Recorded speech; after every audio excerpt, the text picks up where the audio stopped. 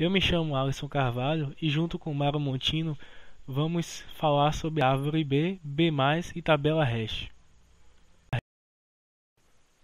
Vamos então ao conceito de árvore B.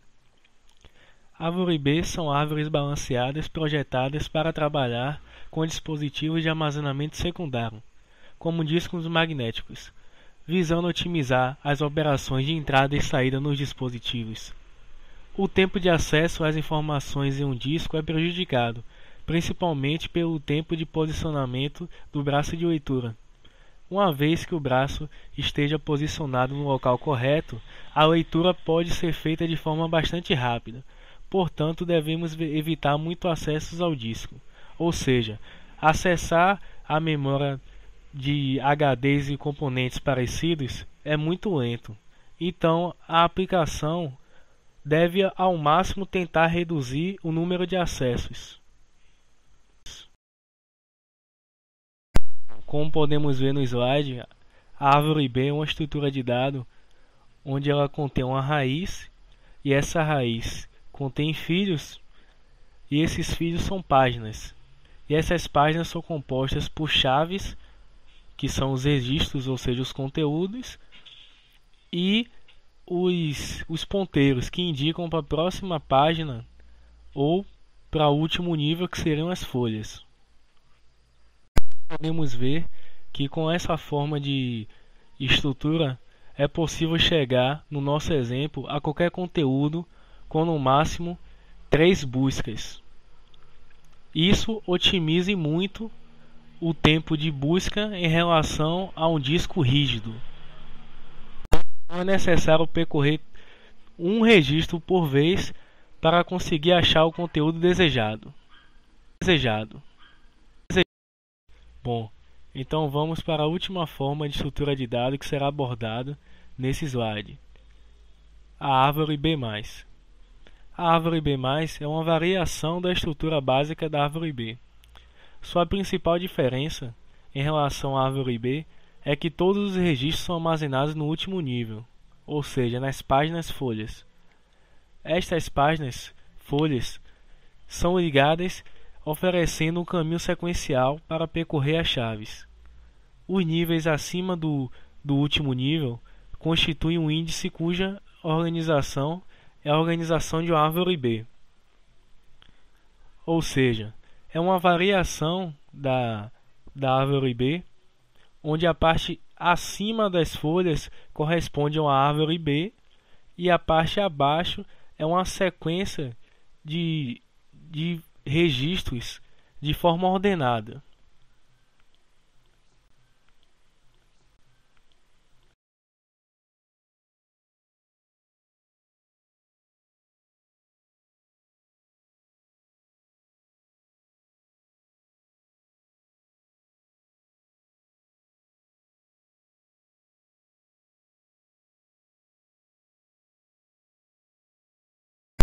Então, indica muito bem o que eu acabei de dizer, onde a parte superior é uma árvore B e nela contém os índices. E abaixo dessa estrutura nós temos o acesso sequencial, que serão os registros, todos ordenados aqui, indicando qual é o registro que deverá ser recolhido.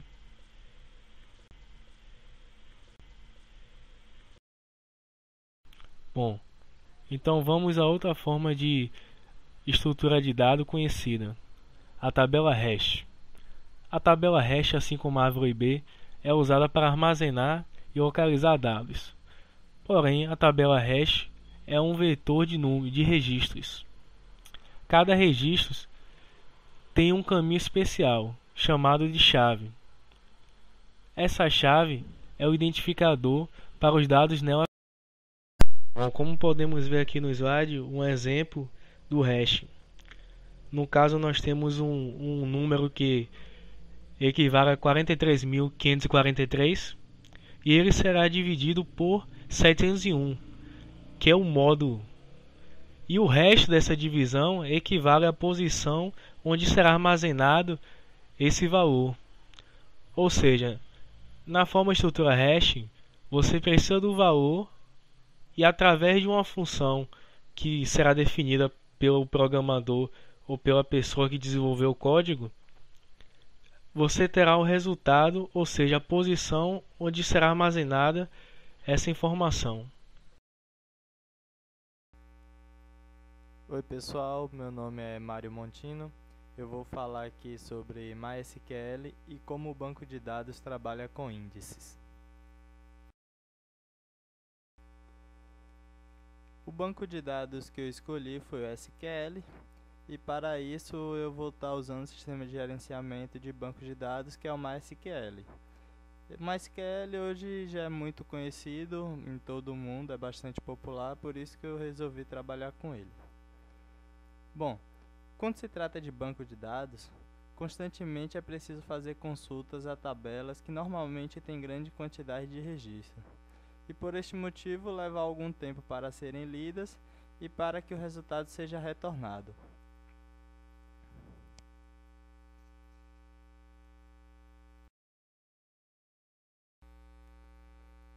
Temos aqui um exemplo de buscas tradicionais que é feita no MySQL, que quando temos uma tabela e executamos a operação de select sobre ela, no caso para selecionar determinado atributo, para selecionar algum campo, o que é que acontece? Eu posso estar filtrando um ou mais elementos. No exemplo acima, o gerenciador do banco efetua uma ação chamada Table Scan. Essa ação consiste em percorrer toda a tabela, avaliando cada registro. Caso o registro atenda às condições definidas no filtro, ele é incluído no conjunto de retorno, se não, é apenas desconsiderado. Aqui na esquerda tem o select para todo tipo, asterisco, from, código, e ele vai procurar o código 3 na tabela de código, na coluna de códigos. E aqui na minha direita eu tenho o esquema de consulta do TableScan, que é o que ele faz. No primeiro ele verifica se o código é igual a 3, se não for ele desconsidera. Aí vai para o segundo, é igual a 3? Não, aí desconsidera. Aí vai para o terceiro, código é igual a 3? Sim, aí ele vai e retorna o registro. É assim que é feita a busca tradicional.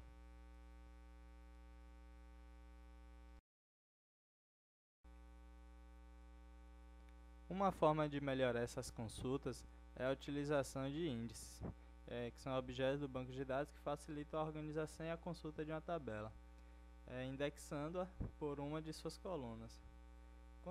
Quando criamos um índice em uma coluna, o gerenciador do banco ordena a tabela por essa coluna e a partir de então, os filtros sobre essa coluna são feitos através de uma busca binária.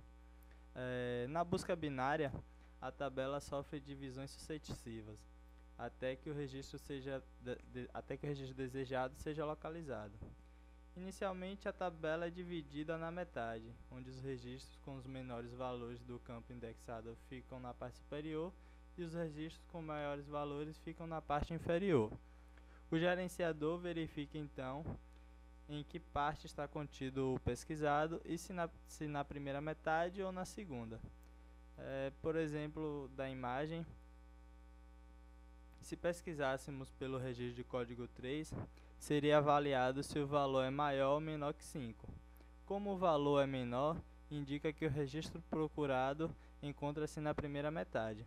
Em seguida, o processo é repetido apenas na metade em que se encontra o registro pesquisado, dividindo-a na metade e avaliando novamente em que parte se encontra o que se deseja, no caso o código 3, que é Maria. Pode-se notar que a operação de TableScan, todos os registros seriam lidos, no caso seria lido de 1 a 10, mas com a utilização de índices, já na primeira divisão já se descarta a metade do registro da tabela. Para tabelas pequenas a diferença dificilmente é percebida, mas quando se trabalha com grandes volumes de dados, essa simples mudança pode evitar, por exemplo, um erro de timeout, que é tempo máximo de requisição excedido.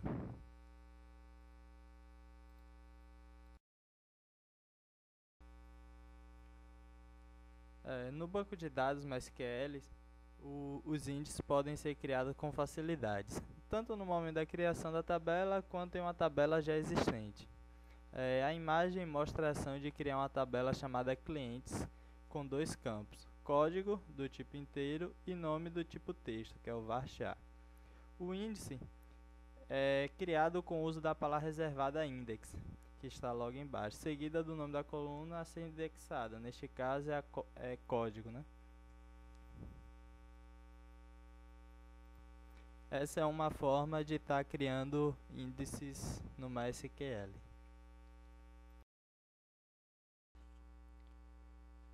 Eu vou estar mostrando aqui como está otimizando um banco de dados com o uso de index.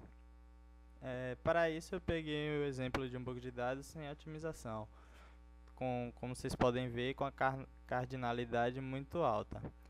Cardinalidade é o número de registro que o MySQL irá percorrer no banco de dados. A cardinalidade ideal do índice seria de 50 a 400, dependendo da aplicação.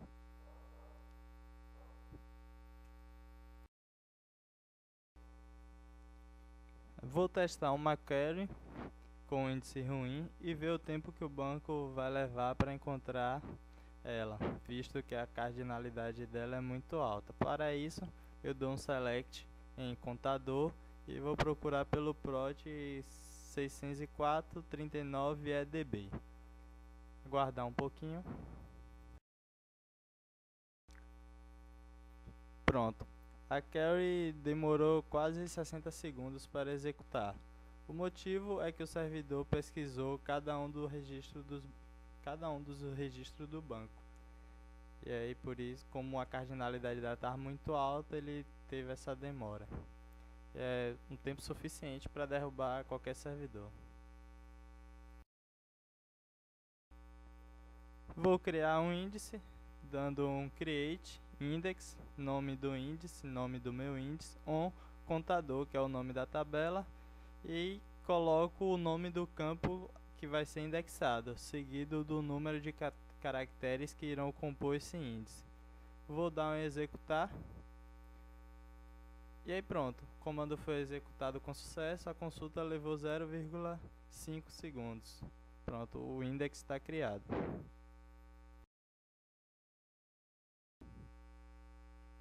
Veja que agora o nome do meu índice e a cardinalidade diminuiu para 256, isso já melhorou muito. Antes ele percorreria 120 mil registros e agora percorrerá somente 256. Agora eu vou fazer uma query e testar o resultado.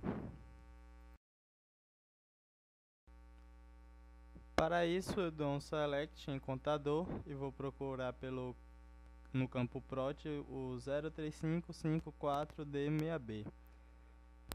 Eu dou um executar e aí prontinho, ele me retornou bem mais rápido agora, 0.0017 segundos.